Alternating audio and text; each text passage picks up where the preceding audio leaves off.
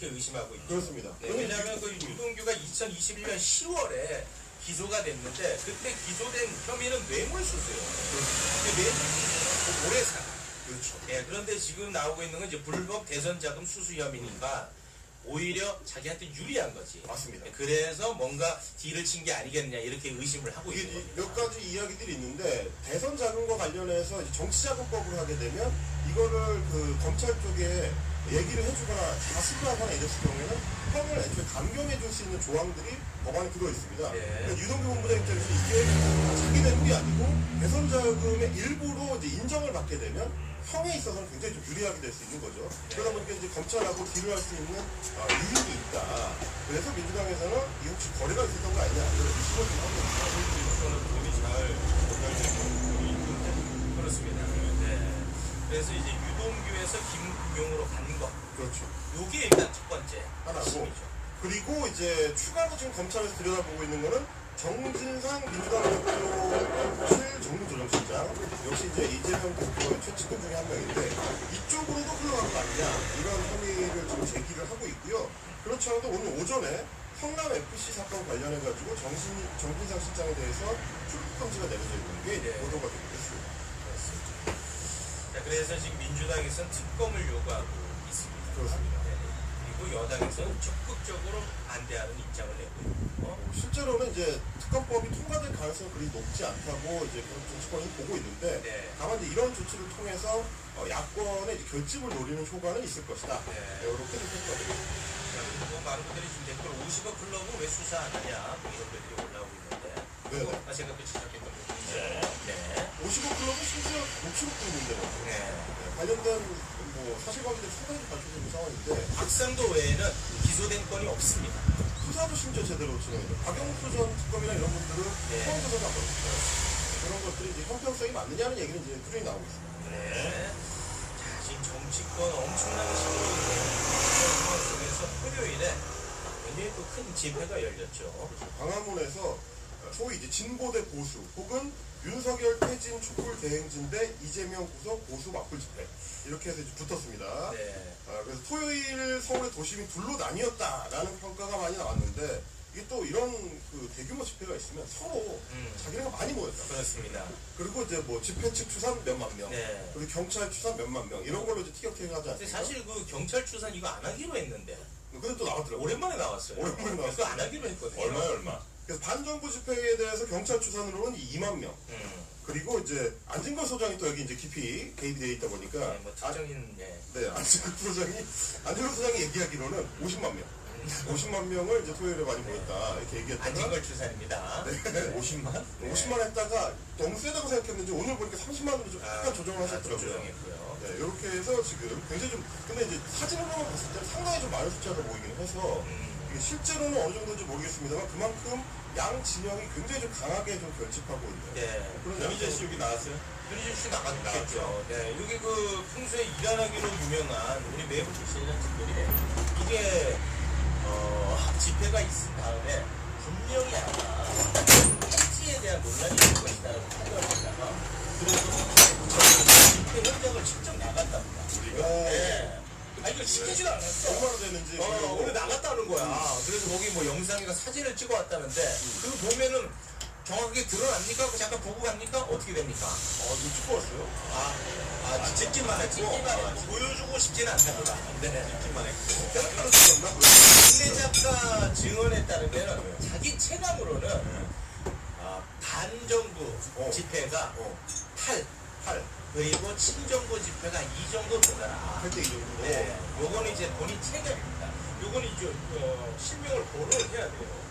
왜냐면 논란되면 저한테 뭐라 해야 되니까 정승기 작가 말입니다. 정승기 작가가. 지금 맞잖아. 너가 얘기했잖아 나한테. 지금 8대 2더라. 그런데 언론에서 반반으로 다루는 것은 자기는 이거는 잘못됐다라고 정승기 발로 전에 들었습니다. 지금 2만 6천 명이 보고 있는데 정승기를 그렇게 이름을 아니 이거는 진짜 얘기해도 되지. 왜냐면 본인이 다 셌다는데 어떡해. 나중에 검찰에서 연락 오면 저한테 그냥 넘겨요. 어차피 나 바꾸는 게 많이 있으니까 네. 한 개 얹어도 별 차이 없습니다. 오, 20개이기 때문에 멋진 뭐한 발. 개만 얹어봐요. 자, 정승기 발로는 한 8대 2. 체감상을. 8대 2. 이게 제가 어제 나한테 연락이 와가지고 오늘 이거 다 찍었다. 오늘 내가 챙겼다. 뭐 지금 틀어라 했더니 준비가 안 돼 있대. 이게 뭐야 이거 도대체. 그렇게까지 자신 있진 않나 봐. 그 희한한 놈이네 저는. 한 2주 뒤에 또 틀어주겠지. 네. 2주 뒤에는 이슈가 사라질 알겠습니다. 이 부분은 요 정도로 정리하고요. 네. 자, 그러면 레고랜드로 떠나보겠습니다. 문제의 레고랜드.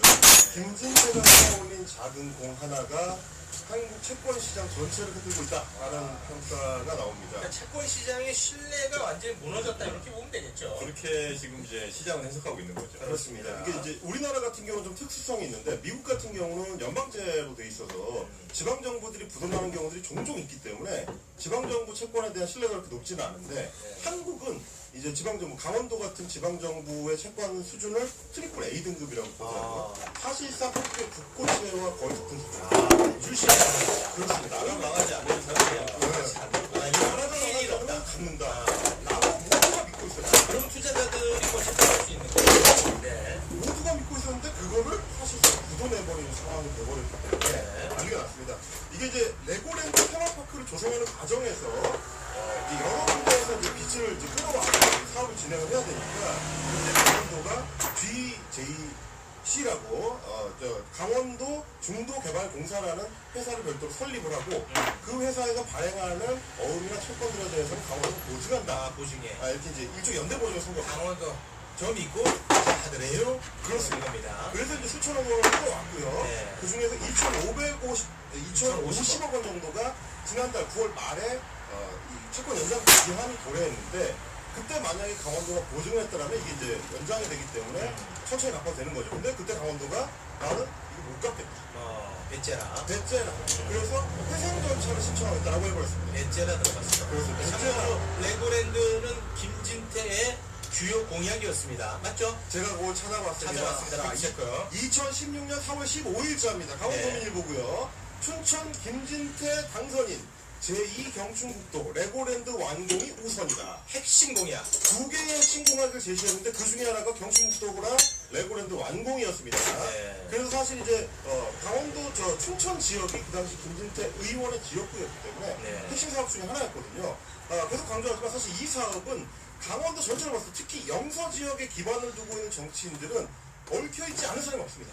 다 걸려있습니다. 이제 최문순 지사 전에 도지사 김진선 새누리당 출신 강원도지사도 MOU 협정을 맺어가지고 이 사업에 첫 사업을 뜨기도 했었기 때문에 네. 새누리당이든 뭐 민주당이든 가리지 않고 강원도 정치인들은 다 역점 사업으로 삼았었던 건데 네. 김진태 지사가 자기가 도지사 되자마자 갑자기 이거를 엎어버리는 바람에 그야말로 난리가 난 거죠. 그러니까 최문순 지우기 차원에서 아마 했던 것 같은데 그렇습니다. 이렇게 여파가 클 거라고는 아마 본인이 생각을 못했겠죠. 지우개를 넘어서 아마 저 예. 최문순 씨가 망쳐놓은 거 내가 이 위기를 좀 구했다. 요 이미지를 주고 싶었던 것 같아. 그래서 위기 아이콘이 되려다가 지금 위기의 아이콘이 되는. 그래서 너무 심각해 이게. 심각해요. 왜냐면 이제 우리나라에 수많은 공사들이 있잖아요. 이런 데서 수많은 많이 하거든요. 안 팔린다. 그러니까 그런 것들도 강원도 지급보증도 지급일지도 모르는데 물론 이제 그렇게 안 갚기 쉽지 않을 텐데 그래서 다른 뭐 공사라든지 그런 데가 다 실려도 낮아지잖아요. 그러면 도미노처럼 그보다 또 조금 더 뭐 신용도가 좀 낮은 뭐 기업들 이런 데는 다 못 빌리는 거예요. 그래서 지금 고급하게 정부가 50조 내 이렇게 투입한다고 하는 건데 진짜 때문에 야 근데 이게 50조 투입하는 것도 문제가 그러니까 50 투입해서 급한 불을 끄잖아요. 네. 근데 원래는 이제 시장의 기능으로 조금 정말 부실한 데들은 사실 이제 뭐 더 비싼 이자를 주거나 아니면 못 빌리는 게 맞는데 이 틈에 또 슬슬 넘어가 다 같이. 나중에 한 1년 지나서 어마어마한 흑자를 볼 수 있거든요. 그리고 이제 한국전력 주주로서 이 사안의 이름을 찾아봤거든요. 50조를 투입을 긴급하게 한다고 하는데 네. 내년 상반기에 돌아오기로 되어 있는 회사채 규모가 68조더라고요. 50조를 투입해서 일단 다 못 갚고. 근데 문제는 이건 만들면 가능하냐? 문제가 그게 벌써 끝나는 게 아니고 내년 하반기, 내년 12월까지 갚아야 되는 게 할 수도 있죠. 그럼 이게 계속 지금 정치가 불어나는 상황이라서 이게 이제 신용도를 한번 깨뜨리면 지금 부장님이 짚어주신 것처럼 연쇄적으로 돌아가거든요. 네. 지난주에 논란이 됐던 게 그 충남 지역에서 그 시공 규모로 봤을 때 6위에 해당하는 그러니까 중견 건설사죠. 우석건설이 부도가 났습니다. 근데 이제 말씀하신 것처럼 한국전력이나 도로공사 같은 거는 회사채가 안 팔려도 당장 부도는 하진 않는데 가장 약한 고인, 특히 PF 대출로 건설 시공 사업을 하고 있는 중견 건설사들부터 자빠지기 시작하면 연쇄적으로 넘어갈 위험이 높아진다. 이걸 과연 알고 강원도에서 이런 짓을 한 거냐라는 얘기가 좀 난리가 났어요. 몰랐을 텐데. 말했을 때 하필이면 또 지금 경제가 안 좋다 보니까 그렇죠. 이게 더 심하게 맞아요, 불안거린 것 같아요. 그러니까 아까 도로공사랑 한국전력도 말씀해 주셨는데 LG U 플러스 더블 A 등급의 채권이거든요. 왜냐면 통신 3사 중에 하나고 현금 흐름이 엄청 좋기 때문에 이런 회사들은 회사채 마련하면 무조건 다 팔리는데 안 팔립니다. 난리가 났어요. 어떻게 됩니까? 몰라 임마 나도. 그렇게 해야 됩니까? 유승민 전 의원도 엄청 세게 비판을 했더라고. 유승민 전 의원도 조금만 경제에 대해서 그래도 이해가 있고 하면 아마 이런 결정을 내리기는 아마 정말 못할 거야. 그 똑똑한 그 실무진들도 있을 텐데 이걸 왜 지켜만 봤을까 하는 그런 게 난 더 궁금합니다. 그래서 그 얘기를 지적하는 분들이 있더라고요. 강원도에도 이제 도지사가 2명이 있는데 그중에 행정부지사 같은 경우는 부지사가 부지사, 행정부지사 같은 경우는 이런 위험 요소를 미리 판단을 해가지고 끊어주는 역할을 해줘야 되는데 뭐 했냐라는 거라. 그리고 이 파견 근로자들이 있어서 이런 문제가 생겼을 때를 대비하기 위해서 좋은 그룹이 있는데 걔네들은 뭐 했냐. 그리고 이거를 정부하고 상의도 없이 결정하는 게 말이 되냐 이런 얘기입니다. 상의를 안 했다면 시스템에 문제가 있는 거고 상의를 했는데도 질렀다 그러면 이건 더 심각하다. 이런 얘기도 좀 떠들어나옵니다. 알겠습니다. 이거 굉장히 또 심각한데요. 그냥 자, 다음은 사회 뉴스로 한번 가보겠습니다. 또 SPC 문제입니다. 어때요? 왜죠? 사과했었거든요. 네. 지난주에 이제 회장이 직접 나서서 사과를 한번 했는데 사과가 또 났습니다. 계열사 중에 하나인 샤니가 있는데요. 샤니의 제빵 공장에서 지난 주말에 공장에서 일하던 40대 남성의 오른쪽 검지 손가락이 크게 끼어가지고 이게 절단되는 사고가 생겼습니다. 그래도 이제 다행히 그때는 다른 작업자들이 있어가지고 기계를 멈추고 이제 병원으로 후송을 해가지고 이제 접합 수술을 하기는 했다고 하는데 어쨌든 이런 식의 이제 공장에서의 사고가 연속적으로 일어나니까 SPC 그룹 자체가 지금 안전 문제에 대해서 좀 심각한 어떤 문제가 있는 거 아니냐 이런 얘기가 좀 많이 나오고 있습니다.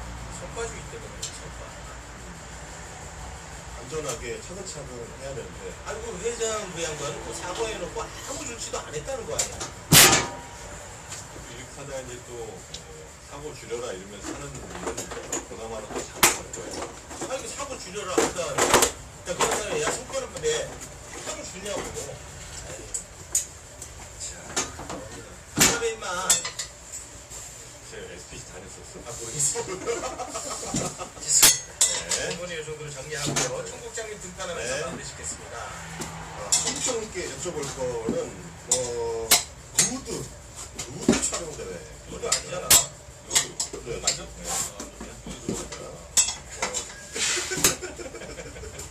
사실 지난 22일 이제 토요일에 원래 같으면 전국 천안 한탄강 누드 촬영 대회가 열릴 예정이었습니다.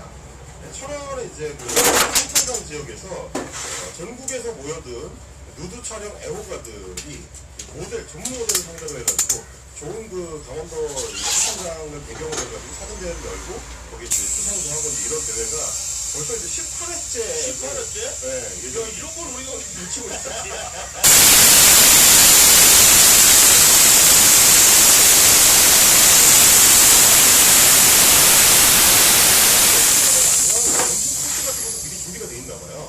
천원의 어떤 그 특산물들로 해가지고 점심 식사하고 이제 집에 가는 이런 식의 행사를 17일까지 했고 이번에 18일에 열릴 예정이었는데 이게 커뮤니티를 통해서 공개되는 바람에 고배들이 뺑고 이런데 먼저 공유가 돼가지고 아저씨들이 난리가 났거든요. 어디냐 어디서 하는 거냐 어떻게 참가하는 거냐 난리가 나니까 그래서 이제 뭐 뉴스원, 뉴시스 이런 이제 통신사들에서 주목해가지고 기사가 나가버렸어요. 그러니까 이제 천원 지역에 있는 여성단체를 중심으로 해가지고 뭐 하는 거냐 이게 2022년에 이런 성상품화를 해가지고 천원을 알리겠다는 게 시대 상황이 맞느냐 그래서 이제 비판들이 많이 쏟아지니까 결국은 천안군에서 원래 이제 매년 10만 원 정도 대회 지원금을 보내줬는데 이거 못 보낸다. 그리고 협회 측이랑 얘기를 해가지고 올해부터 그래서 안 하는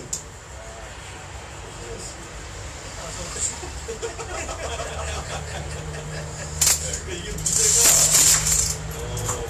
두 가지 것 같아요. 우주 촬영 대회 한다는 것 자체. 그러니까 여기에 이제 세금 지원을 한다. 그게 것 같은데 이게 예를 들어서 풋살 대회다. 풋살 대회가 열리고 풋살 대회에 세금 지원을 홍보를 해준다. 이건 문제가 없잖아요. 문제 없죠. 풋살과 그러면 누드의 차이를 우리가 알아야 되잖아요. 네. 뭐예요? 그러니까 누드는 안 되고 풋살은 되는 이유. 그건 이제 선전성 문제죠. 선정성? 네. 공익성. 풋살 하는 애들은 나는 안 좋아하는데. 네, 그러니까 나는 이 부분이 난 좀 애매하다는 거예요. 그러니까 누드라는 게 뭐 아주 예전부터 뭐 예술적으로도 충분히 이제 같이 있는 거고. 그리고 이제 모르는지 아마 생각하시기에는 우리가 딱 그냥 떠오르는 이미지는 야 벗은 여성이 있고 이걸 카메라에 담는 남자들이 있고 이런 그림 자체가 좀 불편하셨던 것 같아. 근데 누드를 이거 일종의 예술 행위로 본다면 굳이 그렇게 불편해야 될 이유가 있나? 더군다나 지금 여기 누드 대회에 또 자의에 의해 참여를 하시는 그 여성 모델분들도 모델이죠. 그분들도 또 훌륭한 일자리가 있고 있는 건데. 네. 그래서 내가 진짜 생각하는 문제는 오히려 그 18회째를 이어오면서 제대로 분석을 했냐. 그러니까 지자체가 만약에 이걸 세금 써서 한다면 이 지자체 이미지 제고가 되고 뭐 관광 수익에 도움이 되고 이런 게 있었냐 없었냐를 분석해서 야 이건 더 이상 이제 시장사 끝난 것 같다 그만하자 이런 이제 오케이냐 아니냐를 결정하면 난 이거 문제 없다고 보는데 네. 그게 아니라 그냥 야 17회까지 했으니까 18회도 가자 이런 그 반성에 의한 행정 이게 난 차라리 문제지 네. 누드 대회 자체가 문제는 아닌 것 같다. 그러면 이거를 레고랜드에서 하면 어떨까요? 그런데 애들도 있는데요. 그래서 이게 우리 시청자분들을 위해서 제가 좀 하나 말씀을 좀 드리자면 이 누드 촬영 대회가 애호가 분들을 위해서 이 정보를 드리는 겁니다. 철원에서만 열리던 게 아니고요. 누드로 풋살하자는 얘기가 있네. 네, 그래, 하던 얘기가 네. 있어요. 마산에도 있습니다. 마산에도 보니까 이제 30여 회 정도 지금 이미 진행이 되고 30여 회? 35회까지 제가 확인을 했는데 그 뒤로도 열릴지는 모르겠습니다만 혹시 천안대회가 취소돼서 아쉬우신 분들 마산 대회를 좀 찾아보시고 좋은 정보다 좋습니다.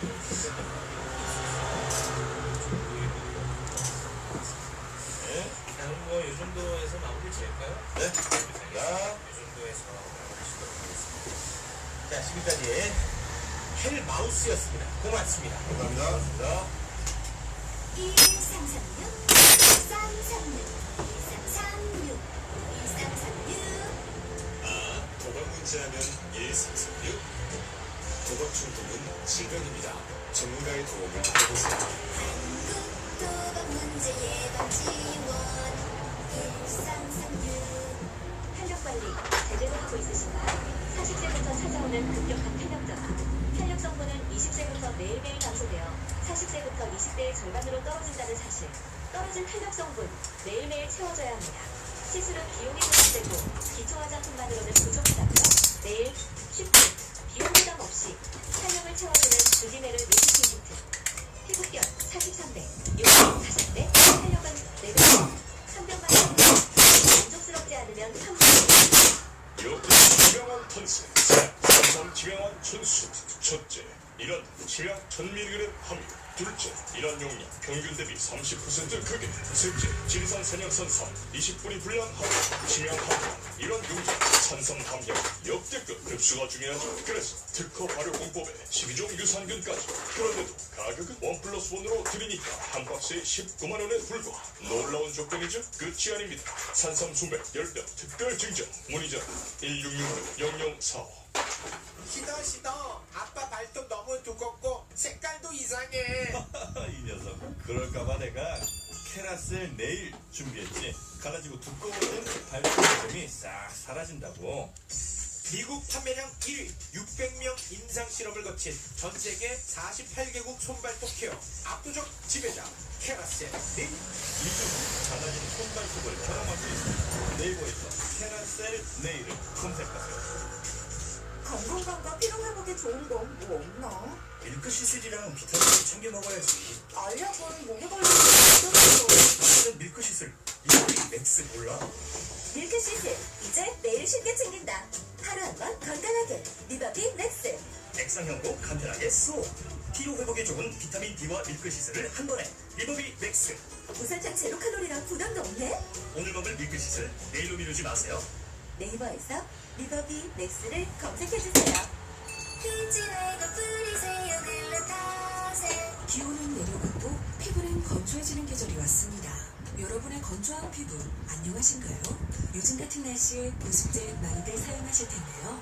글루타셀 스프레이로 피부를 진정시킨 후 보습제를 바르세요. 건조한 피부를 관리하는 새로운 제안. 어떤 보습제를 사용하시든 보습제 바르기 전에는 글루타셀을 뿌려주세요. 흐지 말고 뿌리세요 글루타셀. 압도적증이 매불쇼는요, 한국 도박문제 예방 지원, 주름 탄력 관리 주의메르, 한양산삼 식량관 준수, 풍만 건강 키라셀 A의 단 건강의 리버비 맥스, 발효 원화제 글루타셀과 함께합니다. 탈모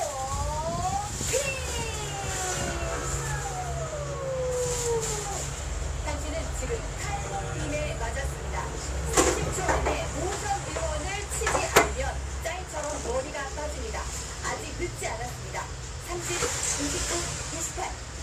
흉터 없이 하루 만에 일상생활이 가능한 비절개 모발이식. 대한민국 최초 비절개 모발이식 병원이 바로 여러분이 친 모션 의원인데요. 매부쇼 청취자분들에게는 20% 추가 할인을 적용한다고 합니다. 강남역 3분 거리에 위치한 모션 의원 02-533-5882번으로 지금 바로 전화주세요. 네. 머리 빠진 사진을 보니까 확실히 제가 우리 아버지 친아들이 많네요. 아버지랑 잘 맞네. 지금까지는 머리숱이 너무 많죠, 그죠? 지금 너무 많아. 이게 고민입니다. 오히려. 많이 네. 근데 진짜 아버지랑 많이 닮았네요. 고맙습니다. 자, 그러면 네. 우리 뇌를 일단 좀 채워봅시다. 뇌를 그렇죠.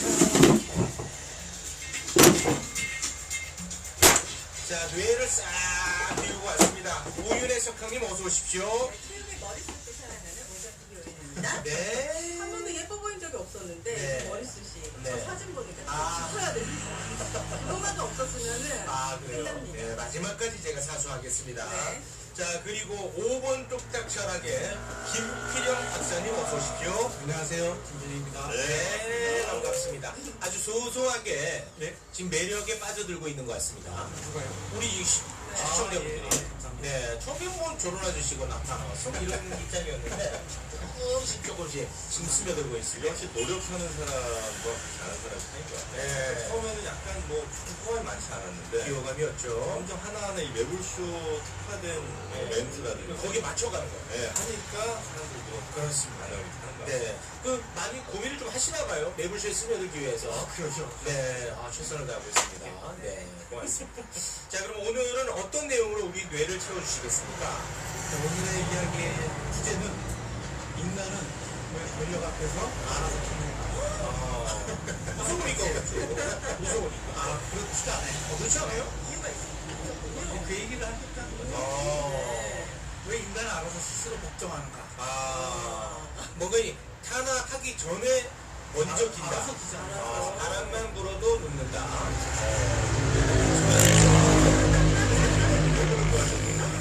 본인이 왜 그런가? 나는 그냥 겁나서 그런 것 같은데. 실제 하는 위협이 아니더라도 그렇게 바람 앞에 먼저 그보다는 우리가 역사를 통해서 배웠으니까 권력이 얼마나 무섭고 권력이 누군가를 죽이려면 얼마든지 죽일 수 있다는 걸 우리가 다 왔기 때문에 먼저 눕는 거죠. 조금 게 다른 관점에서 이런 얘기 하면 안 된다. 믿어요. 이게 지금 네. 중고는 없을 겁니다. 새우가 한 6만 원 정도 하지 싶은데 정확하게 모르겠어요. 한 그 정도 하려나. 찌찌백이 종류가 여러 가지여가지고요. 정확하게 모양을 보고 있다 없다 얘기할 수 있습니다. 네. 근데 이렇게 정답이긴 한데 한정에서 한번 이야기를 해보겠다. 좋습니다. 네. 출발해 주시죠. 자, 우리 인간은 권력에 스스로 복종을 하죠. 네. 권력자 앞에서는 알아서 기어요. 그렇습니다. 네, 그러다 보면 사람들이 어떤 사람들 보면 이해하기 힘든 생각과 말을 하는 경우가 있어. 그렇죠? 특히 정치인들. 그렇습니다. 생긴 건 멀쩡한데 네. 왜 저럴까? 보면은 그 사람 마음속에는 네. 권력자가 있는 거예요. 마음속에는 네. 그렇죠. 예. 그런 정치인들을 보면 뭐 어떨 때는 좀 대단하다는 생각도 들고 어떨 때는 조금 불쌍하다는 생각도 들고 안쓰럽기도 하고. 자기 안쓰럽죠. 마음과 다른 얘기를 하는 사람들. 그렇죠. 좀 네. 짠하죠. 짠하기도 하고요. 그래서 왜 그런지에 대해서 오늘 이야기를 한번 해볼까 합니다. 네. 그래서 오늘 할 이야기는 뭐 딱히 철학 이론은 아니고요. 몇 가지 이제 제가 철학적 개념에 대해서는 설명해드리지만 가벼운 상식적인 이야기입니다. 그 2차 세계대전 당시에 네. 그 나치 독일은 유럽 전역에 흩어져 있는 1200만 명 유태인 중에서 600만 명을 죽였어요. 끔찍합니다. 600만 명을 죽였는데 유태인은 그 당한 거 자기들도 그렇게 자행했다는 거 우리가 배우지 않았습니까? 점점 반복된다. 유태인들도 피해만 받던 게 아니더라고. 나중에 보니까 또 가입을 했어요. 네, 그 얘기는 오늘 좀 빼겠습니다. 출장 나옵니다. 나오니까. 그래서 처음에는 이제 나치가 유대인들을 죽일 때 이제 구덩이를 파고 거기에 묻어서 총알로 이렇게 죽이다가 이 총알이 좀 아까운 거예요. 효율적이지도 못하고 또 나치 군인들이 일부 이제 외상후 스트레스 장애를 앓다 보니까 외상 PTSD가 생긴 거예요. 그러니까 가해하면서 자기도 이렇게 다친다는 거군요. 이제 상처를 받는 거죠. 그래서 이제 고안해낸 게 이제 가스실입니다. 그래서 아우슈비츠, 포로수용소와 같은 이제 가스실을 만들었는데 사실 600만 명의 유대인들을 사실은 흩어져 있는 유대인들을 모아서 가스실로 이동시키는 게 만만한 일이 아니었을 거예요. 그 당시에 독일의 철도의 길이가 제가 찾아본 바로는 17만 킬로미터였다 그래요.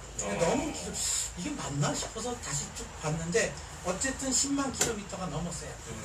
거기다가 철도 관련 공무원만 한 90만 명. 그러니까 그 시스템이 어마어마한 철도 시스템이 있는 거예요. 독일 전국에 깔린 철도가 하여튼 10만 킬로가 넘는다 이거죠. 이제 그 당시 이제 독일이 전쟁을 벌이고 있던 여러 지역에, 유럽의 지역에. 이제 그러다 보니까 지금이야 뭐 자동 제어 시스템도 있고 컴퓨터도 있으니까 뭐 한숨 뭐 컴퓨터를 하겠지만 그 당시 그거 뭐 시간 맞추는 것도 보통 일이 아니었어요. 쉽지 않았을 거예요. 그런데 그 일을 어마어마하게 잘하는 사람이 나타났어. 그 사람이 독일의 나치 친위대 소속의 아돌프 아이히만이라는 사람이에요. 아돌프 많이 들어봤는데. 저 양반. 아이히만. 네. 근데 그 유럽이 이제 독일이 이제 전쟁이 이제 패망을 했죠. 졌죠. 그래서 아이히만이 이제 아르헨티나로 도망을 갑니다. 도망을 가서 거기서 이제 성형 수술을 하고 클레멘트라는 가명으로 15년 동안 숨어 살았어요. 살았어요? 거기서 숨어 살았어요. 네. 그런데 그 우리나라 정치에도 관여한 그 정보기관이 있죠.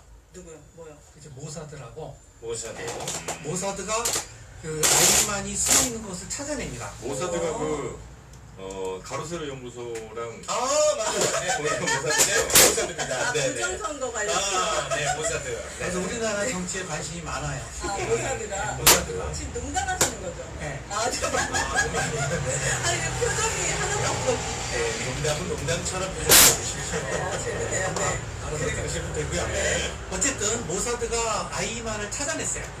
찾아내가지고 이제 직항기를 띄워가지고 이제 몰래 납치를 해서 이스라엘로 이제 통화를 합니다. 데리고 왔어요. 그런데 이제 어쨌든 남의 나라 땅에서 이제 범죄인을 납치해서 왔기 때문에 이제 외교적으로 문제가 좀 됐죠. 나중에 이제 이스라엘이 아르헨티나에게 사과하는 걸로 이제 외교적 문제는 해결이 됐다고 합니다. 그래서 이제 이스라엘 검찰이 아이히만을 이제 15개의 제목으로 기소를 하는데요. 재판하는 장면. 볼까요? 이스라엘에서 뭐 무참히 박살냈겠죠. 예. 뭐 동영상을 가져올려다가 좀 헷갈려서. 그다음 저 가운데 있는 사람이 이제 아이히만인데 네. 그 당시에 워낙에 자, 이제 아이히만을 처리하겠다는 협박이 많아서 방탄유리 부스를 만들어 놓고 네. 재판을 했습니다. 네. 이때 저 재판에 참가한 사람이 있어요. 세 번째 사진 한번 보여주세요. 네. 재판에 참가했던 사람. 저 사람이 이제 한나 아렌트라고 하는 유명한데요? 유명한 사람이죠. 네. 예, 정치 철학자입니다.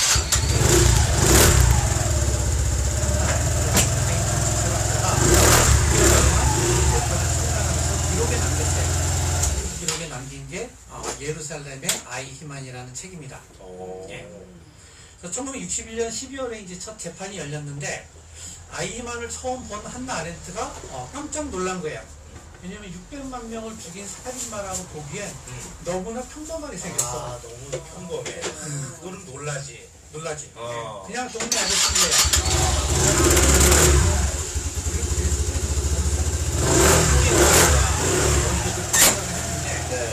보니까 그냥 머리 벗겨진 동네 아저씨입니다. 평범해. 거기다가 이제 굉장히 또 성실한 사람이고 가정에서는 굉장히 자상한 아버지. 자상한 아버지야. 네.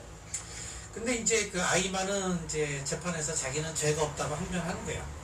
상사가 시키는 대로 했는데 자기가 뭔 죄냐는 거예요. 그래서 양심의 가책을 안 느끼냐는 질문에는 네. 공무원이 시키는 대로 안 하면 양심의 가책을 느껴야지.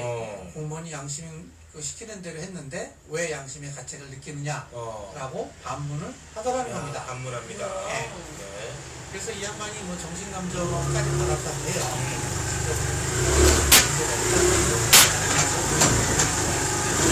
진짜 평범한 사람.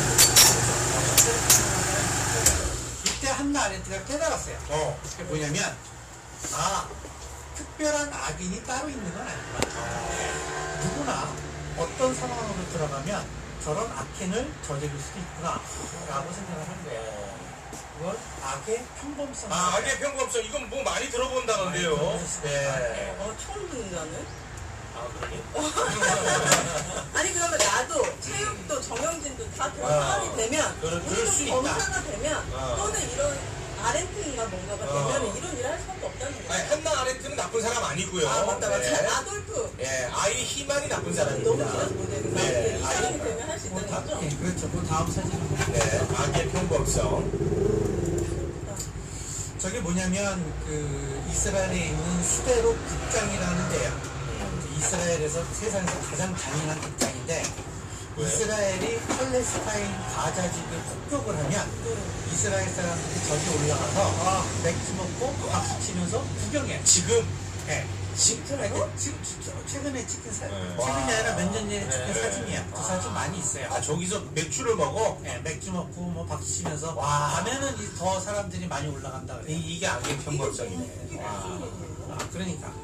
그러니까 저 사람들의 행위만 보면 사이코패스인 것 같지만 그렇지. 사실은 알고 보면 저 사람들 다 멀쩡한 사람들이라는 거예요. 네. 그러면 아이만은 무죄일까요? 아니죠. 그럼 무슨 죄야? 살인? 그러니까 이제 한나 아렌트는 아이만의 죄를 뭐라 그러냐면 아이만은 아주 근면한 인간인데 근면성 자체는 죄가 아니라는 거야. 그렇지. 그런데 그가 유죄인 명백한 이유는 아무런 생각이 없었기 때문이다. 그것은 죄가 될 수 있죠. 생각의 무능. 성찰이 없었어. 무능은 죄가 될 수 있는 거네 그러면. 그러니까 생각의 무능이죠. 그냥 무능은 죄가 아닌데 우리도 가끔 영혼 없는 공무원 이런 얘기들 하잖아요. 이게 지금 내가 하는 일이 무슨 일인가에 대한 스스로의 판단이 있어야 되는데 그거 없이 그냥 위에서 시킨 대로만 한다. 성찰이 없었다. 생각의 문찰. 생각의 무능. 네. 이걸 조금 더 이제 분석해서 이야기를 해보면 아이만은 자기가 무엇을 해야 되는지 알고 있었어요. 그죠? 자기가 할 일은 유대인들 모아서 이송시키고 하는 것이 자기 일이었고 또 어떻게 해야 되는지도 잘 알고 있었어요. 너무 잘했어요. 환수 시스템도 구축하고 근데 문제는 왜 해야 되는지를 몰랐다는 거예요. 그러니까 인간의 기본적인 생각 패턴이 대부분 그래요. 그래요? 내일 뭐 해야 될지 알죠? 알죠? 어떻게 해야 되는지 알죠? 알죠. 뭐 해야 하는데요? 돈 벌려고. 확실한 먹고 거야. 살려고. 하는 거 확실하잖아요. 확실해. 이분은 확실한 거야. 오히려 확실합니다. 네, 확실한 거예요. 그런데 네. 많은 경우에는 자기가 왜 하는지 모르는. 근데 그 돈 버는 것도 더 들어가면 왜 돈 버는지에 대해서 물어보면 사실 또 대답하기 어려운 부분이 이건 다 알 수 그건 다 알 수 있습니다. 네. 그럼요. 우리 아이도 우리 가족 이게 사실 이제 보통은 질문을 저렇게 하면 그 질문 의도가 있어서 거기에 대한 답을 해줍니다. 오히려는 안 해줘요. 안 통해. 오히려한테 물어서 본인은 그 힘든 얘기. 또 왜 보려고 있는 거예요? 또 왜 보려고? 애들하고 행복하게 살고 있어. 많이 당황했습니다. 네. 통합니다, 오윤회는. 아니 그런데 이 사람이 현실적으로 무슨 그런 처형을 당했나요? 무슨 죄로? 사형당했죠. 아. 결국 사형당했는데 네. 뭐 스토리가 길어요. 네. 이 사람이 이제 사형당한 게 중요한 게 아니라 네. 대부분의 우리가 생각하는 패턴이 그 무엇을 생각하고 어떻게를 생각하지만 왜라는 것에 대해서는 잘 생각하지 않는다라는 거예요. 뭔가 그냥 무조건적으로 당연시하는 당연하다라고 생각을 하는 거죠. 네. 그런데 어떤 사람들이 사실은 어떤 상황으로 들어가면 누구나 그럴 수 있다는 거예요. 불법성이야. 누구나 그럴 수 있다라는 것이 한나라의 주장이에요. 주장입니다. 보시면 정치인들 보면 멀쩡한데 이상한 소리 하는 사람들 있죠. 네. 많아요. 그 속으로 들어가면 자기가 누군지, 자기가 뭐 하는 사람인지, 자기가 무슨 말을 하는지 몰라. 그리죠.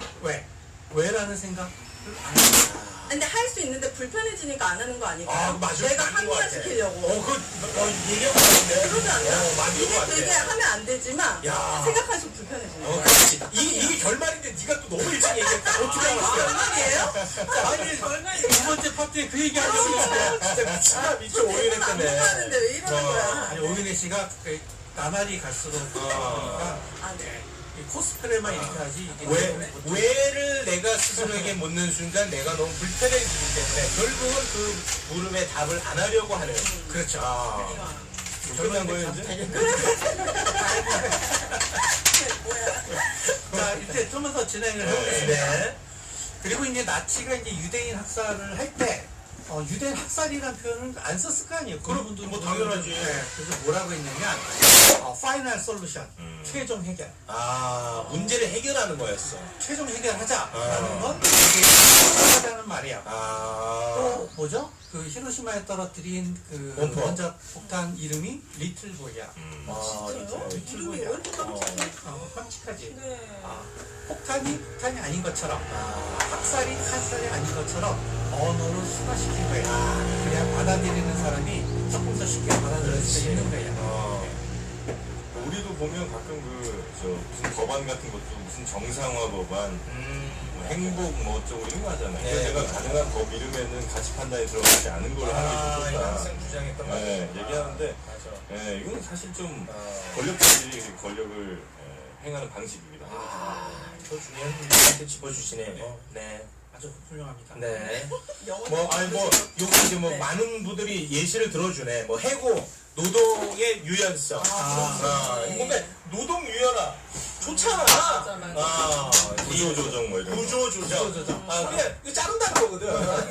근데 구조조정은 가치 판단을 하기가 어려워. 그렇죠. 이 참 사람들 똑똑한 분들 많네. 매블쇼에도 그런 코너가 하나 있죠. 어떤 분들? 수육 난장판. 이름을 난장판이야. 근데 고기 안에는 뼈가 있거든요. 저는 여기까지 하겠습니다. 표정이 안 좋아. 체육의 천재적인 두뇌로 만든 이름 수육 난장판. 알겠습니다. 네. 그리고 뭐 전쟁에서 발생한 민간인 피해자를 군수적 피해를 영화 제목도 콜레트럴 데미지라고. 그 영화가 있어요. 네, 영화가 있어요.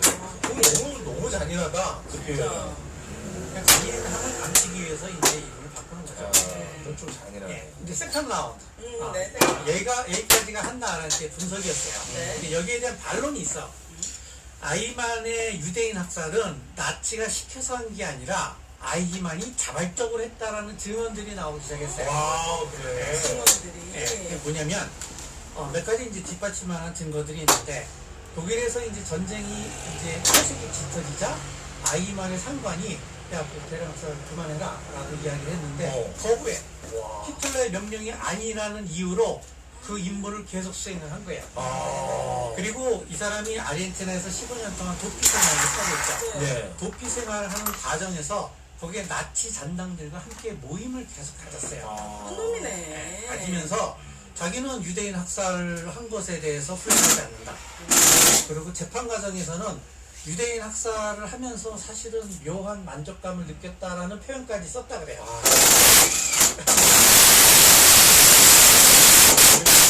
도피 생활 안 했겠지. 그렇지. 예전에 우리 저 국민기자 이동할 때 네. 배양반도 뭐 어마어마했죠. 그러니까 네. 물론 위에서 시켰던 것도 있긴 있지만 그 과정 안에서 본인 스스로가 점점 더 시켰던 것보다 훨씬 더 잔인해지고 네.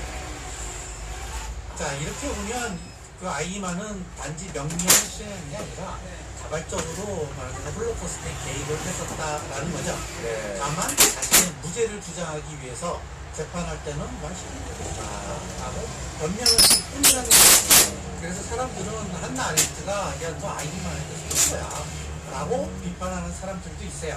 뭐 어느 게 진실인지 모르겠어요. 네. 양쪽의 입장이 다 있으니까. 네. 그렇다면 아이만은 왜 유대인 학살에 참여를 했을까요? 시켜서. 아, 시켜서 했다니까. 이제 본인이 얘기하고 아직 적응할 때가 됐는데 뭐가 문제입니까? 네, 아직 적응이 스텝 많이 걸린다. 잠깐만 그거 어디 갔지? 아이만은 왜 참여를 했을까요? 왜 참여를? 시켜서. 여기서 보였습니다. 타자로부터 인정받기 위해서 아, 인정 욕구야. 히틀러한테 인정받고 싶어서. 그렇죠. 보통 이제 그것을 해결은 네. 목숨을 건 인정투쟁이라 그래요. 목숨을 거. 네. 모든 사람은 인정을 받기 위해서 목숨을 걸고 인정받기 위해서 투쟁을 해요.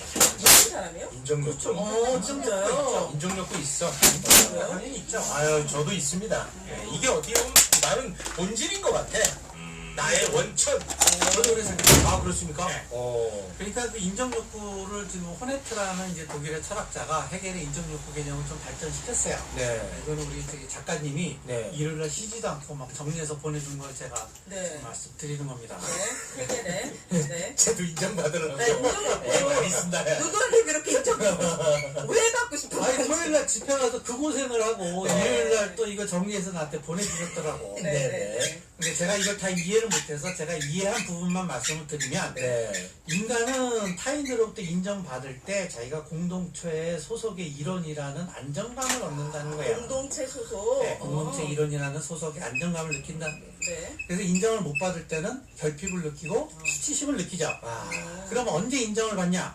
저희가 사랑받는다고 느껴요. 아, 사랑받는 때. 인기지, 인기. 그렇죠.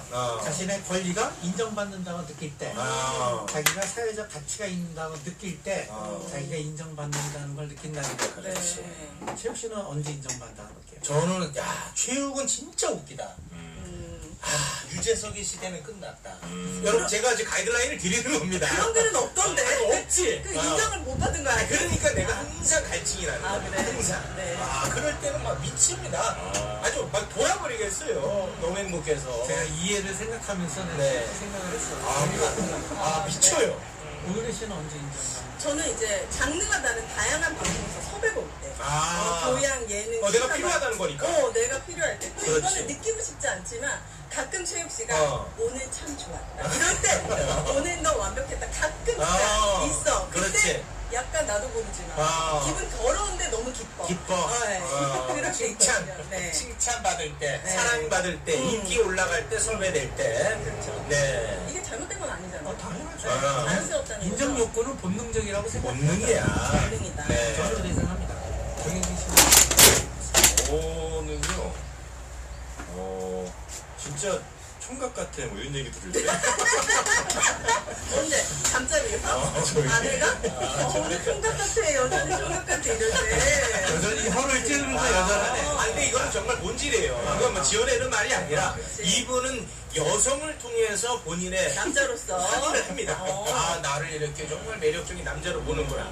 그럴 때 살아있음을 느껴요. 좀 자연스러운 거 아니에요? 요거는 뭐 조금 다를 수 있는데 옛날에도 보면 조선시대 때 뭐 이럴 때도 그 사람이 예를 들면 뭐 신분을 박탈당한, 사실 뭐 신분 박탈당하면 요즘 같은 경우는 아무 문제 없잖아요. 딴 데 가서 뭐 알아서 반복하면 되지. 근데 이렇게 생각하는데 그때는 그게 나를 죽이는 것보다 훨씬 더 심한 형벌인 걸로. 네, 그렇게 이제 예를 들면 로마에서도 뭐 시민권을 박탈하면 아예 이제 그 사람은 그냥 지워지는 건데 사실 그 먹고 사는 데 지장 없잖아. 네. 근데도 그게 죽음보다 훨씬 더 무서운 형벌이라고. 그러니까 저는 가까이에 실예가 있습니다. 뭐요? 돈이 굉장히 많은 사람이 있어요.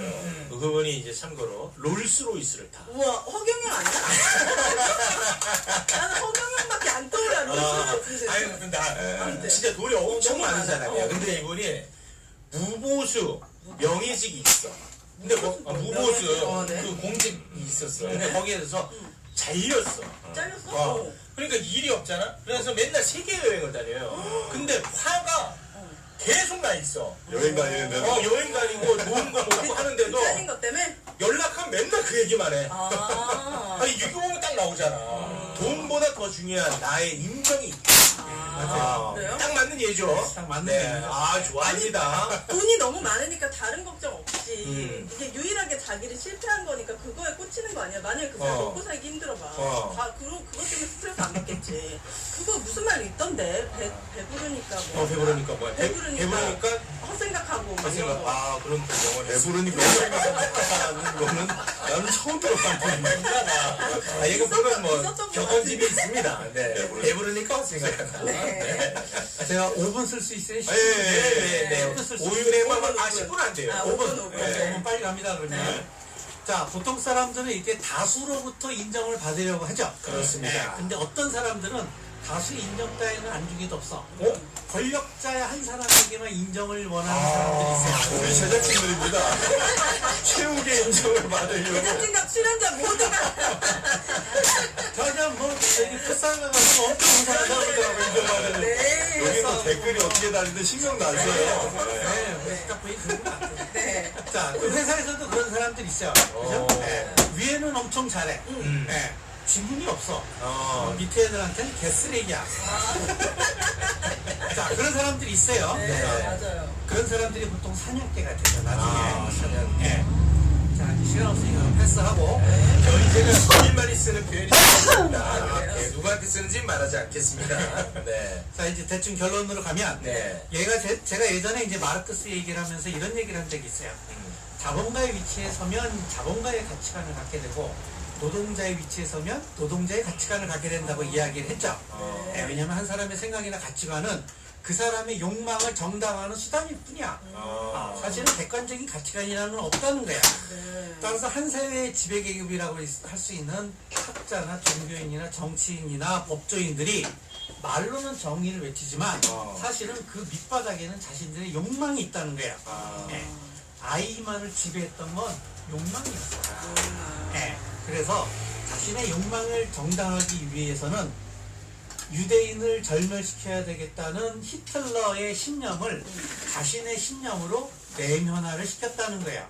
이게 딱 맞아 떨어진 거지. 아니지. 내 신념을, 저 사람 신념을 내 신념으로 받아들인 거야. 그래서 왜냐? 그래야 내 욕망을 채울 수 있으니까. 자기 생각을 자기도 모르게 바꿨다는 거야. 그래서 사실은 실제로 한나 아렌트가 아이만한테 속은 걸 수도 있어요. 아이만은 자발적으로 유대인을 학살했음에도 불구하고 자신의 무죄를 주장하기 위해서 시키는 대로 했다고 변명을 했잖아요. 그래서 그거를 순진하게 한나 아렌트는 믿었던 겁니다. 그런 의미에서 보면 한나 아렌트는 정말로 아이만에게 속은 걸 수도 있지만 조금 더 크게 보면 아이만에 대한 한나 아렌트의 진단은 옳았어요. 왜냐면 아이만이 죄인 이유는 아이만이 아무런 생각이 없었기 때문이라 그랬잖아요. 그죠? 아이만이 자기 생각이 없었기 때문에 히틀러의 생각을 자기 생각으로 받아들였다는 거예요. 네, 그래서 히틀러의 생각을 자신의 생각으로 내면화시켰다는 겁니다. 그것이 가능한 동력은 바로 히틀러에게 인정받겠다는 이유였다는 거예요. 네, 그래서 결론은 뭐냐면 아이만은 아무런 생각이 없고 인정 욕구와 권력 욕구만 강했기 때문에 히틀러의 개가 될 수 있었다. 그게 오늘 이야기의 결론입니다. 우리도 지금 뉴스에서 볼 수 있는 인물인데 한때는 노동자를 대변했습니다. 그런데 지금은 노동자를 비난하고 기업인들을 대변합니다. 아 몰라요. 나도 그렇게는 하지 마요. 누군지는 모르는데 네. 그 사람의 신념이 바뀐 데에는 그 밑바닥에는 본인은 모르지만 이건 무의식적이라는 거예요. 본인은 모르지만 그 욕망이 있다는 거예요. 근데 자신의 욕망을 위해서 타인의 신념을 받아들이는 거는 이 욕망이 좋은 거는 상관없지만 타인한테 피해를 주고 이건 너무 이기적인 욕망 아니에요? 그 욕망을 다 실현하고 사람이 살 수 있는. 근데 욕망이라는 것은 본질이 이기심 아닙니까? 저는 그렇게 보는데 네. 이제 이런 게 나쁘게 발현될 때도 물론 당연히 이렇게 있겠습니다만 좋게. 그러니까 이제 우리 인류가 이렇게 지금 오늘날까지 온 게 예를 들면 한 명 한 명이 뭐 뛰어나고 덜 떨어지고 이게 문제가 아니고 어떤 하나의 리더가 있고 거기에 내 영혼을 다 바치는 이런 어떤 조직 같은 게 이제 생기면서 점점 우리 뭐 국가 사회 뭐 기업 뭐 이렇게 이제 커 왔던 거잖아요. 네.